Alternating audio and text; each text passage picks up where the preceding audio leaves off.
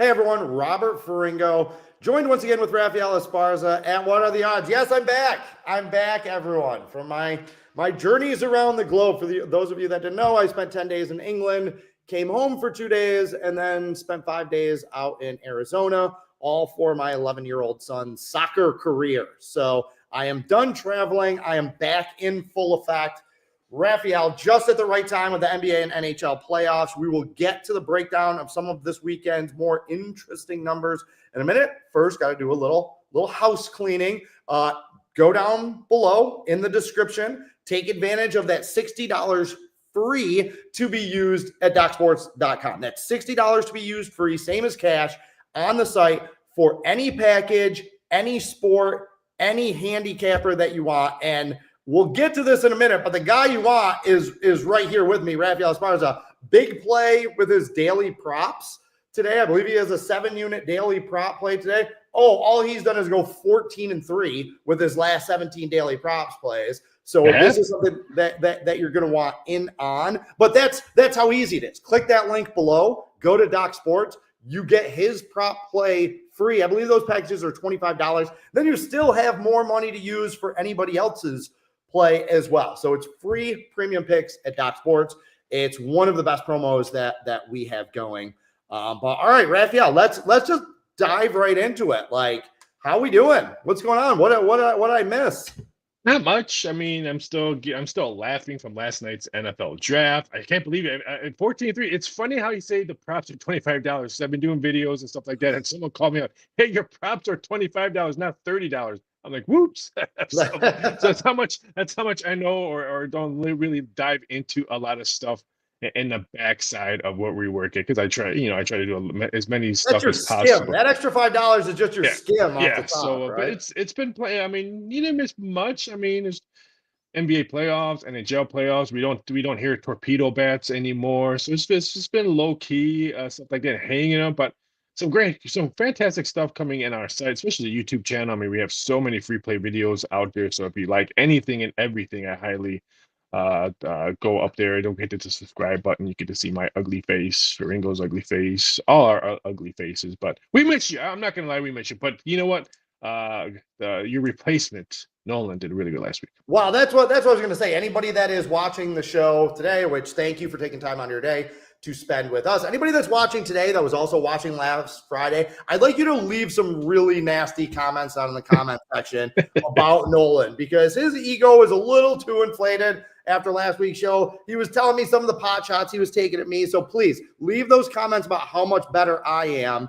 Although I have to give a shout out for Strike Point Sports. Hit another 7-unit play in NHL last night. Raphael, they're on like a 15-1 run in the NHL. Like, talk about being hot in the right time for that. Doing well in NBA. They're up in baseball. So I can knock Nolan Patrick a little bit, but Strike Point Sports has been hot. So, okay, talking about hot, since you brought it up, I want to mention, now look at me. I am not looking well today. That's because I didn't sleep very much, dealing with a little hangover. And got to say a little pissed off about what my Chicago Bears did in the NFL draft. Before we get to the Bears specifically, I know that you played a part in producing some NFL draft odds. Is that correct? That is correct. Talk to me a little bit about what happened last night, how it went for the books, what you thought about the crazy late line movements in the 24 hours after that. Just kind of take everybody behind the curtain and talk a little bit about how that process went. Yeah, I'm still waiting. I would guess I'm still waiting to hear figures they haven't given me yet. I'm guessing the books had probably a small winner yesterday, and it's all about the Cleveland-Jacksonville trade. I think that had to turn the heads just because everyone bet Cleveland was going to select an offensive player. Whoever the Sanders, or not Sanders, what's the other guy from Colorado? I just drew a blank out of my head. Travis Hunter. They all thought him was going to go to them. So when they traded it and Jacksonville went up there, that wiped out a lot of future plays and wiped out a lot of stuff that Cleveland was going. And then what does Cleveland do? They draft a defensive player, which everyone bet the offensive player, thinking that they were going to keep that pick. So right then was pretty much a good start, I would guess, for the books. But yeah, there was a lot of big question marks. Bears first round pick. I thought the Carolina Panthers first round pick was awful. I mean, if you're going to take a wide receiver, take the best wide receiver on the board. I cannot believe they took that one, man. I just just don't know what the Steelers are doing. Are they with Mason Rudolph right now as a quarterback? To me, the only thing that I can figure out that maybe they didn't go for Jackson Dart or draft Sanders or whatever, either they have a handshake deal with Aaron Rodgers right now, or they're waiting for the price to drop for Kirk Cousins, and then they'll go sign him. Because if not, I have no idea what the Pittsburgh Steelers are doing right now. I don't think the Pittsburgh Steelers know what the Pittsburgh Steelers are doing. Which is right odd now. to say that, because the organization is always. I mean, is it? But again, is it though? Like they have the streak, right? The non-losing season streak. That's great. But when was the last time that Pittsburgh was really in the mix as a realistic, like, title contender? Or when were Big they Ben? a realistic? Yeah, I mean, it's been a decade, right? It's been 10 years. Like, I'm not on the fire Tomlin train, but like this type of short-sightedness. You mentioned maybe they have a handshake deal with Aaron Rodgers. Maybe you have a handshake deal with Kirk Cousins. Those are still short-term fixes. Like, what are you going to have those guys for 1 year? Like, you need to plan for your future. You need your next Big Ben. Wouldn't it be nice to take Shedeur Sanders, who you could sit and not have to rush out of the field? You know my opinion on that with rookie quarterbacks. Rookie quarterbacks should not play almost ever. So you could be a little bit more patient and develop him as play. And think about this. He would torment the Browns for his entire career. If they passed on him and he's with the Steelers, like, it'd be like Aaron Rodgers with the Bears, right? I feel it'd be that level of domination. But to go back, we touched on a lot of teams, so we're not gonna use this whole show to deep dive into all of it. But I do want to say this as kind of an umbrella thing. There is a reason why the same teams are in the top 10 of the draft every year, and we saw it again last night. It's that type of stupidity. There's the same reason that the Jaguars are always up there, the Bears, the Jets, Carolina, the Browns. Dumb teams, poorly run teams, poor organizations do dumb things. And we saw again last night.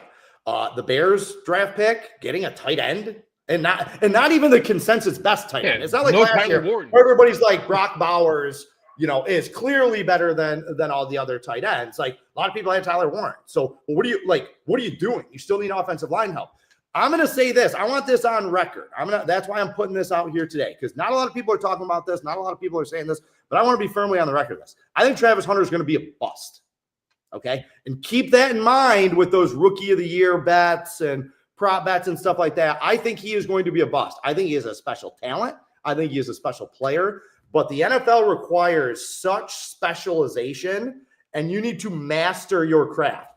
He doesn't really have a position. As a wide receiver, he was good, but you watched him in college. It's not like he was Odell Beckham or Justin Jefferson or Marvin Harrison Jr., where you watched him play and you're like, oh, wow, that guy's unbelievable. Like, nobody can guard him.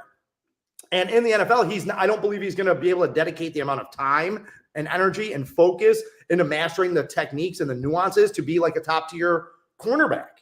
Okay. Like, is that the same thing? Is that guy going to guard DK Metcalf? Like what are we even talking about? So I think that was, and the fact that they gave up so much to get him, that's just the Jags being the Jags. You mentioned Carolina. Their defense was such a joke last year, and they had their pick of the top defensive guys on the board. The Giants trading back up for Jackson Dart. Jackson Dart's nobody. Like, that guy. And why would you get another quarterback when half your coaching staff's going to be fired at the end of the season? Right. None of those guys have a job, and I thought they were tanking for Manning. I don't understand why they got Jackson Dart. Yeah, and everybody wants to give Brian Daboll the benefit of the doubt because he worked with Josh Allen. Look, Josh Allen's ascension had nothing to do with Brian Daboll because he's gotten better since Brian Daboll has left. It'd be one thing if Josh Allen took a step back in the few years after Daboll left, and then he could be like, oh, well, must have been some symbiotic relationship of them working together. No, Josh Allen's better now without Brian Daboll. So the idea that he's some quarterback whisperer or anything like that, like, no, that guy's a dud. And this is why the Giants have been one of the worst franchises. I'm talking statistically speaking. Like, they're tied with the Jets for the worst record in the NFL over like the last 8 or 9 years. Stuff like last night, trading back up into the first round and then not taking Shedeur Sanders, taking Jackson Dart, just doesn't make a lot of sense. So, okay, that's the NFL draft portion. Maybe we'll touch on that a little bit more later. Okay, wait. I do have one more draft question. Because you're an odds maker as well, and because you deal with some of the odds there, Talk to me a little bit about how the numbers moved so much in the last 24 hours. Was that based on information that the sports books were hearing from like internal sources? Was that based purely on money, on the way that the money was moving the market? Like, how were those decisions made? Because we saw a lot of variance and a lot of movement in these numbers in the last 24 hours before the draft. Most of it was money, but I'll give you a nice money stat. 364 days ago, you know who was the number one, the lead favorite for the number one pick? Probably Shadur Carson Sanders. Shadur Sanders at even money. Ooh. You know what Cam Ward was? 16-1. Wow. So money moves everything. Now, words, when it comes to NFL draft, I tell people only one word moves numbers, and that's Shefty. No, Mel Kiper does it. If I was doing mock drafts on TV or websites, you should be ashamed of yourself, because look at your mock draft and tell me how close you were. Your sources told you this and stuff like that. That's why I tell people, no, Mel Kiper doesn't move numbers. No, Mina Kimes doesn't move numbers. No, Olowski doesn't move numbers. Shefty does. I'll tell you, Shefty does. And when it comes to the NFL draft, but if whoever does mock drafts, you should be ashamed of yourself than doing it and publicizing, thinking you know stuff, because you didn't. Yeah, one of my pieces of advice for people that do bet the draft, which after last night, I don't even know if I'm going to release plays on it again next year. I came around even, I think it was minus 150 or something like that. I had about 20 plays. The Jackson Dart thing definitely kind of screwed me, but I hit with Mason Graham's under 5.5 draft position. That was paying out at like plus 250. So that was a nice hit. But the thing that my advice to the people that are going to bet on the draft is you should know who you like at least the Monday before the draft. You should not be making decisions on who to bet and where to put your money the Wednesday and Thursday of the draft, because there's so much misinformation, so much disinformation. Everything's kind of hectic and up in the air. We saw a lot of those wild money movements, and some of them were dead on. Like Shadur Sanders' odds dropping the way that they did yesterday was indicative of his slide. But for a lot of the other position players, the way the money lines were moving, wasn't really based in the reality of what was going to happen, if that makes sense. Total running backs 5 days ago under was minus 350. It closed yesterday at minus 123.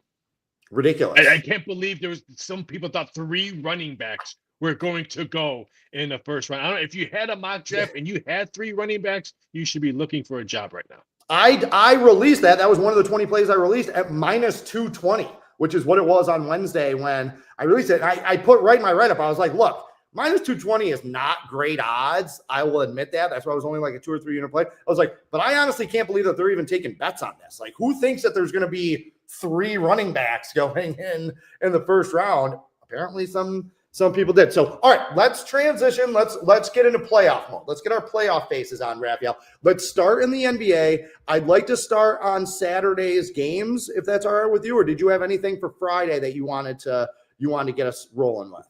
I have my free play that we'll discuss. Okay, we will come back to that then at the end of this. But let's talk a little bit about Saturday's numbers. We got 4 games tomorrow on the board. And I got to tell you, the number that first jumped out at me on Saturday was the Oklahoma City Thunder as 14-point favorites. Not surprised that they're big favorites, especially after that wild comeback win. Like, Memphis is cooked. Memphis is done. Is this telling you that Ja Morant might not play? Like, is this just telling you that they're expecting Memphis to roll over and die? Like just a little bit surprised that the number was that large. So give me some thoughts about where that number is and where you think it's going to be headed in the next 24 hours. A little bit of both. I mean, I think his fall was not as worse as Jimmy's Butler's fall. So agreed. I think that's why I think he does play. If he doesn't, if he does not play, I don't think we see him in a Memphis jersey again. It wouldn't shock me if they dangle him around. But I just think it's the die. Memphis is gonna just roll over and say get the season over. I mean, they covered this number in game 1, even though it was in OKC. But I mean, the starters of OKC barely played in game 1, and they still covered this number. So now if you have injured Ja or no Ja, I mean, I think it's going to be it's 14. And when I saw 14, I'm like, oh, does that mean Ja's not playing, and I talked to my contacts over in Memphis who do play-by-play. His name is DG. I talked to him this morning. He says they want him to play if he can, just because they're trying to save the season. But he agreed that they're probably gonna just roll over. So while you go to, I think it goes to 14.5. I don't see 15 on the road. Either it comes down or add a half a point on OKC. Yeah, I was kind of hoping to get like 9.5, 10 on this one because, like everybody else, I think it's going to be a bloodbath. I just don't see how, even with John Morant at 100%, I don't see how you recover from blowing that lead, falling down 3-0. You know you're not going to come back in the series. Memphis mental toughness has never been really like associated with this group of Grizzlies. So even at 14, maybe some value. Won't hear me say that often in the NBA. But okay, let's backtrack now to the first game of the day tomorrow at 1:00. Cleveland at Miami. Cleveland a 6-point favorite on the road. Now, Raphael, I talked about this a little bit in Doc's Daily, kind of my thoughts on this. I feel like home court advantage gets a little overrated at times in the NBA. And I feel like this is an example. And again, I want you to give me the numbers perspective on this. Cleveland is a 12.5-point favorite at home in this series. Now we're going to Miami, and now they're only a 6-point favorite. Do you feel like the Miami Heat's home court advantage is worth 6 points? Is that an accurate representation of the impact on the game to you? Do you think it's too much? Do you think it's too little? Like, what are your thoughts there? Because that's kind of a big move. And we see it in the Friday game. I was talking about it in the context of the Boston-Detroit game. Same thing. Boston's double-digit favorites at home. Now they're 3.5-point favorites on the road in Orlando. Does that strike you as an overreaction to the home court advantage? There's certain teams that it doesn't matter what home court advantage. And one of those teams is playing this game we're talking. Miami's crowd doesn't get there till second or after halftime anyway. So you can't. So if you're a handicap of what you can't say, hey, you know what? They're coming back home. The home crowd's going to be excited. They maybe cover this. But no, because Miami doesn't get there till the second quarter, and you could be down by double digits already. So you have to know what kind of home crowd. Orlando doesn't have a really bolster home crowd. When was the last time you said, oh, I don't want to go to Orlando? That crowd's tough to beat. No, so you have to know what home crowds are fearful and what home crowds could be crickets, and you can steal that. And I think the two teams you mentioned, Orlando and Miami, wow, aka same state. I'm a little bit shocked that people are going to look at that. The number opened up at 6.5, Cleveland, and I was a little bit shocked. I thought it was going to open up at 5 and then maybe get bet up to 5.5 or 6, but it opened up at 6.5 and quickly moved to 6. If Tyler Hero can go off and get some early buckets and get the early or the late crowd that's going to arrive, get them excited in the second, third quarter, then I think they can backdoor cover and maybe steal this game, because I still think it's a 2-team race between Boston and OKC. And wouldn't shock me if Miami gets one at home because of the hot shooting that Hero's been doing in the playoffs. Yeah, again, these teams, especially these title contenders like your Oklahoma Cities, your Bostons, I will put Cleveland up there in that group. They are in the positions that they are in because they can win on the road, because they can beat anyone anywhere, basically. They're that good that they're not going to get rattled. I mean, how many road games did the Celtics win last year on the way to the title? So I don't think that that's gonna make or break them as, they get, like you said, to your point, we got to go to Miami, or we got to go to Orlando, especially in these early rounds where there's a large discrepancy in talent and ability and depth and just overall, there's a big discrepancy between the Cavs and the Heat. So I don't know. I feel like that's a little bit of a market correction. That's not to say that I love the Cavs in this spot or that I lay the points. I will just say that looking at the numbers and looking at the Boston-Orlando game, that I'm surprised that the books are reacting that much just to a change in venue. Now, the next game that we're going to talk about. If this wasn't the first game, if this was not the first game, this noon or 1 o'clock Eastern Standard Time, if this was maybe, let's say, the 5 o'clock or late game, totally different number by tip-off. Okay, a place, now take everything that I just said and completely ignore it for the next 2 minutes, because a place where the change in venue, I think pretty obviously did have an impact on the game in the series is the next game. Denver going to Los Angeles to play the Clippers. Denver's great home team. great crowd, playing at elevation, all of the kind of built-in advantages that they have about playing that they didn't have in Los Angeles. The Clippers absolutely pasted them after two very close competitive games that really came down to the last 2 minutes in game one and game two. We had our first blowout of the series. Raphael, what are you thinking about this number now at 6? Is there some value with Denver because the 2 out of the 3 games pretty close? Zigzag theory suggests Denver isn't going to play that poorly again. Is there a little bit of value here with the underdog, or do you think that game 3 blowout was more indicative of what is going to happen the rest of the series with a really hot Clippers team? Yeah, it's a little bit. I made this number 4.5, 5, not because of the zigzag thing. I just don't think Denver is going to shoot that poorly in this game. And the role players of LA, or the role players on home teams, really played better in the first game, and they kind of go back to reality in the second game. And the only thing that scares me, and me and Nolan talked about this last week, there's teams I want nothing to do with when I think their star players might be grumbling over the summer to maybe change jerseys, and Denver's one of them. The Joker's really upset that he lost his head coach, just like I think the Greek Freak is really upset with Milwaukee and the way they've handled the team. John Morant. There's teams, there's a whole bunch of teams that stars, and I kind of want to fade that because let's say if Denver does get waxed again, what's Joker's mentality of going back home to try to save it when he maybe already think about, you know what, they've already done me wrong. They fired my head coach without even letting me know. They're not going to probably pay Drew Gordon the amount of money he's going to probably want. And they have no bench. They got rid of stars that were there on the bench last year and got rid of them and didn't really bring anybody back. So I'm trying to fade this one, but I think this number is tad high because, again, Joker is the Joker. He's probably going to have a much better game, especially rebound-wise, and assist-wise. He's always going to have those points there just because of his size and how people guard him. But I think he has a better game. I still have the Clippers winning, but I would say probably look at 6. There's no 6.5s out there. I don't think he'll move to 6.5. If anything does happen, win shock would be 5 or 5.5 in this matchup.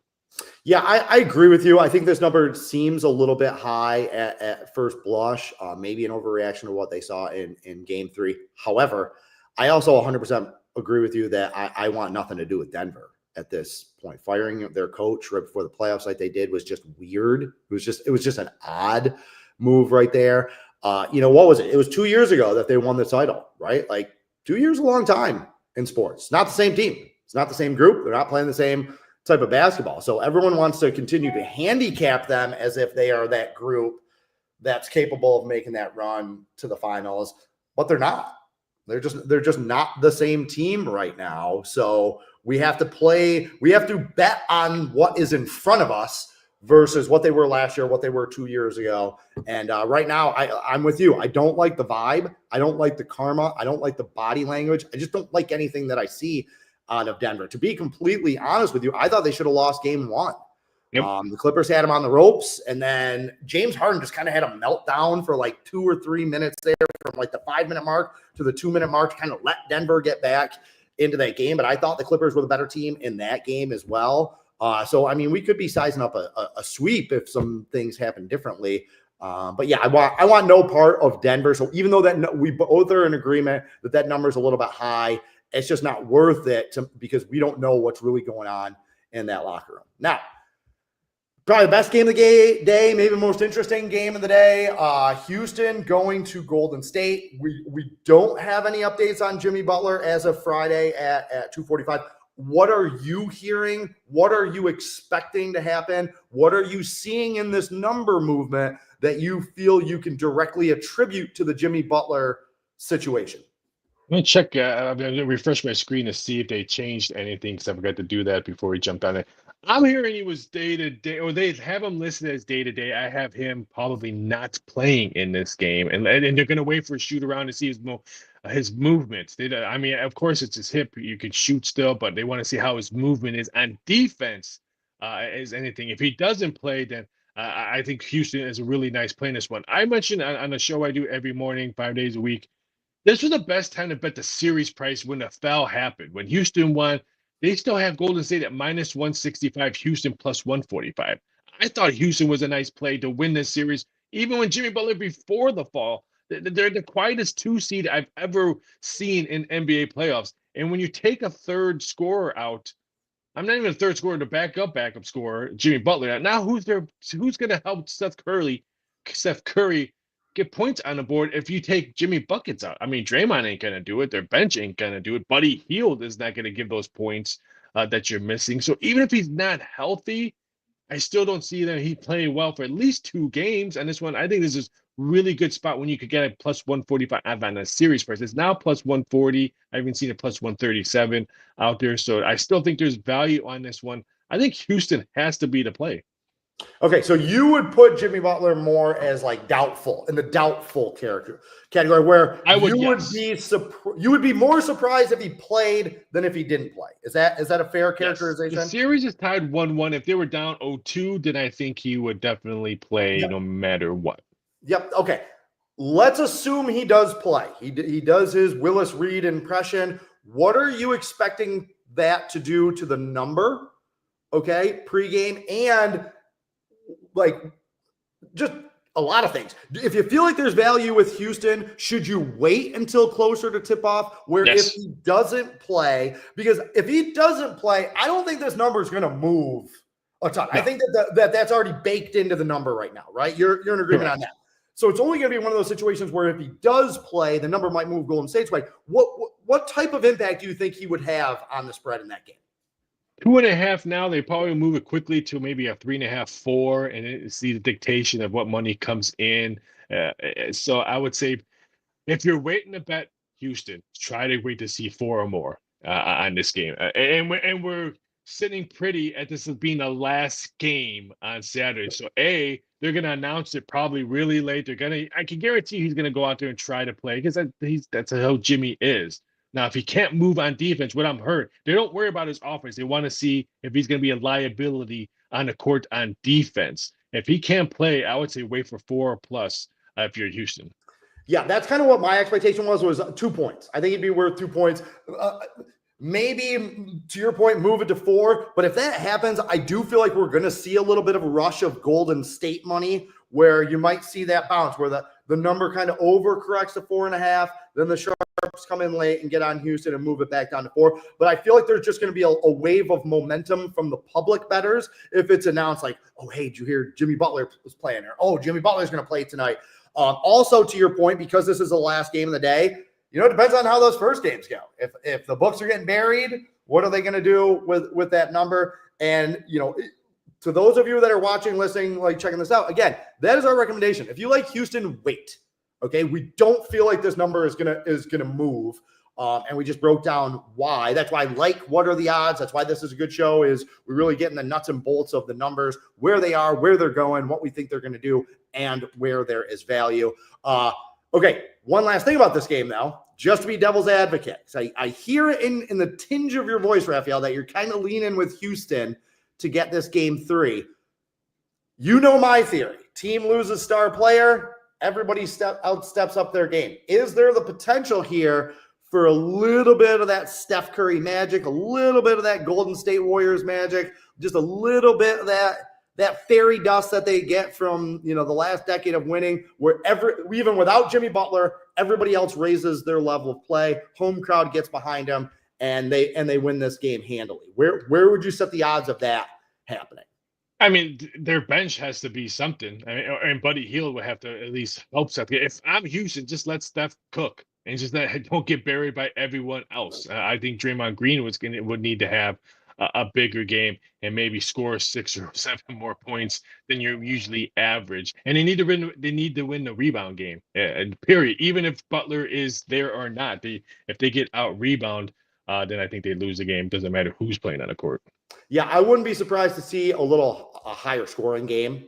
The total sitting around 203.5. That struck me as very low. I think Golden State's going to shoot a lot better. Again, if Butler doesn't play, you lose a key defender. So you got to be a little bit more offensive oriented. That's going to help what Houston does a little bit, not having him on the floor. So I'm definitely looking at the total of this game. But I just got to tell you, not to you, but to the people watching, be wary about jumping on that Houston bandwagon. This Warriors team and Steph Curry, they're one of those teams that until they're actually dead, until they're actually out of the playoffs, I'm just not in a hurry to write them off. You've just seen it too many times. And it's like there's some guys like Tom Brady. I'll say this about Steph Curry. Sounds like on Friday at 2:30, sounds like a really good idea to jump on Houston, right? Saturday at about 8 o'clock, when you get a view of that stadium and they're going nuts and you see him, it's like, oh man, do I really have money against this guy in this situation? So be careful about kind of overthinking. I would bet the over now, because I think the over continues to climb, Butler in or out. There's some shops have 204.5. Would not shock me if we see this one closing around 205, 205.5. Yeah, I just think Golden State's going to be able to set the tempo of the game at home. You get a little friendlier whistle from the refs. Houston was able to muck up those first two games, play their style because they're at home. I think we're going to see the game officiated a little bit differently in this game 3, and it should lead to a little higher tempo and a little higher pace. So I agree with you that I think that number is going to go up. All right, we are going to shift gears quickly and run through some of these NHL matchups on Saturday. Again, 4 games, very interesting. The big one that jumped out at me was probably the first one, Tampa Bay at Florida. Tampa Bay is plus 115. Florida only minus 135 at home. Like, what's going on here? Why all this love for Tampa Bay and hate on the defending champs? I mean, Florida dominated them in both games on the road. Like, this seems like a really cheap price for Florida at home, does it not? Like, is this smell like a trap to you? Like, what's going on here with these numbers? I'm so glad this is the early game, because you know me, I'm not going to release something on an early game just because it just sits there for a couple hours and not that many people will log on to our back end and he likes Tampa. And, the game already started. So I'm so glad, because I don't understand. I made this minus 150. I thought for sure. I mean, Tampa looked nothing like Tampa we've seen regular season. They look scared out there at home, and they get waxed at home. Just like I'm a little bit shocked. I'm going to jump ship a little bit. That's why I'm a little bit shocked. Why is Vegas a road favorite? Hill has been awful his last 2 games. Me and you could put the puck in the net and how Hill has been playing the last 2 games. A little bit shocked on that one. I made that a little bit more close to a pick 'em, maybe like Minnesota minus 3 nickels, just because the goalie play of Hill. But NHL is all about goalie play. If you have a hot goalie, you can host a cup. If you have a bad goalie who's been your starter all season long, you're going home and shaving your beard. Yeah, I agree with you. That was the next one. I'm surprised that Vegas is still that stiff of a favorite. I feel like there's a lot of value with they're not playing well. Minnesota is really good at home. They're one of the teams that have like kind of a better home court advantage in the NHL. They're down 2-1. I feel like, again, Vegas was an overachiever to me this year. So if they flame out in the first round of the playoffs, when you go back and look at like what their level of expectations were at the beginning of the season, that would attract, right? So I feel like they're kind of coming back to their level. Now, next game, the Toronto-Ottawa game, all right? This was a 7-unit winner for Strike Point Sports yesterday, and they had it in their write-up, and I loved it. They're like, why is Toronto an underdog here? Like, they beat them, Ottawa, pretty handily. I know one of the games was a 1-goal game in game 2 there or whatever, but they really, if you watched those games, they really dominated. They have more talent. They just went up 3-0 and gave Ottawa a gut shot. You're down 2-0. You're back on your home ice. You have a great home ice advantage in Ottawa. You really have to win that game to get back in the series. You lose in overtime like that. Like what has Ottawa shown you that makes you think that they deserve to be the favorites in this matchup? And why shouldn't we just be pounding Toronto because of the underdog value? This was me plus money on Ottawa or pass, because you figure Ottawa's going to want to play for their lives. They're at home. They played well at home before in the regular season, but I understand how the money's still going to come in. Probably in Toronto winning 3-2 winner. I also had them last night, but this one reminds me of the game that's going to be playing tonight between Carolina and Jersey. Yes, I know New Jersey has been awful. They've dropped 6 out of 7. But here's a team, Carolina, coming in that's been awful on the road. And now you're telling me I can get plus 150 at DraftKings and 3-way 205, and you got home ice. But I want nothing to do. Like I said, I'm either Ottawa plus money or passing. So you already know I'm probably going to pass on this game. Yeah, look, I don't want to deep dive too much into this, but I hate Toronto generally. Like, I think the Maple Leafs are right there with the New York Yankees and the Duke Blue Devils college basketball in terms of like the most consistently overvalued teams in all of professional sports betting. Like, I never feel like the Maple Leafs odds truly reflect what's going on just because they're such a public team, right? And they've been a joke in the playoffs for most of the last decade. I've been saying this to anybody that'll listen for the last month. There's something a little different about this Toronto team.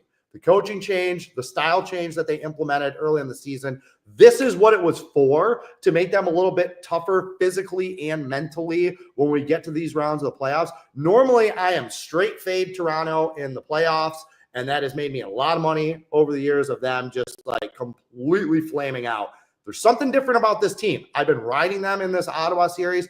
I think they're going to make the Eastern Conference Finals. I think they're going to win next round. And the odds on this game, the fact that they're still underdogs, despite the fact that they're 3-0 and they really control the series, still tells me that the odds makers have not completely caught up to what we are seeing with our eyes with this team right now. The talent is there. That was never the question. But now that they have the style of play and a little bit more toughness physically and mentally, I think they're going to be a handful for somebody to knock out in a 7-game series in the Eastern Conference. You have thoughts on that? The books are more fearful for Winnipeg. I mean, Winnipeg can put up goals like there's no tomorrow. Even if they just gave up a touchdown to St. Louis. That was my 7-unit play last night. I was on St. Louis. So, but I think Winnipeg has probably most of the Canadian money coming out. They're not fearful yet of the other Canadian team, but again, to my point, it's because Toronto has been such a dud for the last 15, 20 years in the playoffs. Like, they are a very public NHL team. And I think like we're not seeing more Canadian money on Toronto because all they've done is fail in the postseason in recent years and underachieve. So I still think that they're being played like that team. Like, everyone's just waiting for the floor to drop out, right? Like that. Like, I feel like that's why Ottawa was favored in game 3. Cause it's like, okay, here we go with Toronto. They're up 2-0. They're going to lose these 2 games, probably lose game 5, at home, and end up losing this game in 7 games. They didn't. They gutted it out, won a tough game in overtime, and that's what I'm saying. Like, I'm just seeing, I'm just getting a little different vibe from this Toronto team, and I still think there's some meat on the bone for bettors when you look at their daily odds compared to their nightly results. Okay, last game. Another game that I think is a little not detached from reality. That's a little excessive, but a little off. This Dallas, Colorado, they're still pricing Colorado at home at -180. I understand that they have a nice home ice advantage, but by putting it at 180, they're basically saying, we don't want you to bet the Avs, either lay the puck line or take the underdog. Well, why not take the underdog? I mean, Dallas is up 2-1. They have the momentum in the series. They've won back-to-back overtime games. +150 seems like kind of a juicy price. Should this just be a stay away, expecting Colorado's not going to lose both home games, even this series back up that's been played so close, 2-2, and then go back on the road? Is there value with Dallas? Should we stay away? Like, how are you reading this number? I would wait to see if 6.5s pop up. I do like the under in this game. One book has it, but the juice is like -130. On the under, and if you're going to play Colorado, at least play 90 the regulation time / 3-way play, because you at least get plus money. Why would you lay -180? Or in your case, lay the dog and like the plus money on that way. I'm looking more towards the under. If you're Colorado, you need to win like a Colorado game, a 3-1 low scoring game, hard hitting defense. Like they've had played earlier in the season. So if I'm looking at this game, I'm probably going to look at the under, but I was hoping to get more 6.5s, and I would take maybe -120 or less, but I don't want to lay -130 in the total. All right, again, thank you again to everyone that is joining us here at What Are the Odds every Friday, 2 o'clock live. Watch the show all weekend. We do a lot of the Saturday games, so this video will still have some value past tonight's games. If you want to check us out on Saturdays, keep that in mind. Raphael, before we get you out of here so you can start your weekend and I can go get some sleep, because, again, after last night's draft and all that, I'm in a rough shape, not going to lie. Give us a free play. Get the people started with their weekend with a winner. Yes, Ferringo is the Pat McAfee of our group, because I think last time he was here, he had a rough day and wanted to go to bed. But I'm going to go to late tonight. I'm going to take the Minnesota Timberwolves team total over 104.5. They're averaging 114 points a game at home, and they need to go back to feeding the big guys because LA has none of them whatsoever. A little bit shocked that this total is that low because I think if Minnesota wants to win this game, I think it goes over the total as well. If Lakers win, probably going to be one of those under games that you're going to wish that you played the under, but you played the over. So I like Minnesota in this series. I thought they were going to win this series. And the T-Wolves' last 4 games that they followed a loss, all 4 of them have gone over the total, and all 4 of them they scored over 108 points. So I like the Minnesota Timberwolves team total over 104.5. Absolutely love it, and I'm in complete agreement with you. I think I'm going to end up kicking myself that Minnesota wasn't a 7-unit play for me, frankly. I think that this game is going to be a bloodbath. I think that Minnesota is going to win by 15 plus. I lost a 7-unit play earlier this week on that Golden State Houston game where there were only 5 points scored in the last 2 minutes and 30 seconds of that game, and it went under by 1.5 points. So it just made me a little bit gun shy on pulling the trigger again. But I think Minnesota runs them out of the gym tonight. I think that, like we talked about with the Golden State series, the home team a lot of times gets to set the tempo. And the Lakers want to play that slow Luka game where he just kind of controls things. I don't think they're going to be able to do it. I like Minnesota. A couple other free plays real quick. Friday game, baseball, Cincinnati, -115 over the Colorado Rockies. Take it. Bet against the Rockies every day. I have no idea why this number is dropping from an open of -140 this morning. The Rockies are 4-20, and they are just an absolute and total joke. But then my main free play for you, I gave this out in Docs Daily, so I'm not going to deep dive into why I like this as much. I am going to use this as a 5-unit play, as a premium play tomorrow, and a 4-unit play. Oh, I thought you're going to use it for a 5 and a 4. Soccer, English League One. That's right. That is Wrexham's league. So the books know if you're digging around for betting in English Soccer League One, you're probably a Wrexham fan or a public bettor. Tomorrow they are playing Charlton. Number 2 against number 4 in the standings. At home for Wrexham. These odds are way out of whack. I like a 5-unit play on the draw at +220, and I like a 4-unit play on Charlton at +250. Okay, so either one of those tickets cash. Now, why play both? Because again, there's only 3 ways this match can end. Wrexham wins, there's a draw, Charlton wins. By doing it this way, we have ourselves covered where we are going to cash a fat ticket if this game either ends in a draw or Charlton wins. That's what I think is going to happen. I think that the odds of a draw, because that helps both teams. It keeps both teams alive for promotion in the series. Wrexham doesn't score a lot. They don't give up a lot of goals. They don't score a lot of goals. So a closer, low-scoring game. Tons of value here. I think that the odds on this game are at least $1 off on both the side and the total, given how these two teams are playing. So a lot of value there in Soccer League One. That's it. Raphael, thank you for joining us again as well. Thank you for taking your time to team up with me, as we always do. Looking forward to getting back to this every single Friday. To all of you out there, good luck this weekend. Carpe diem and good luck.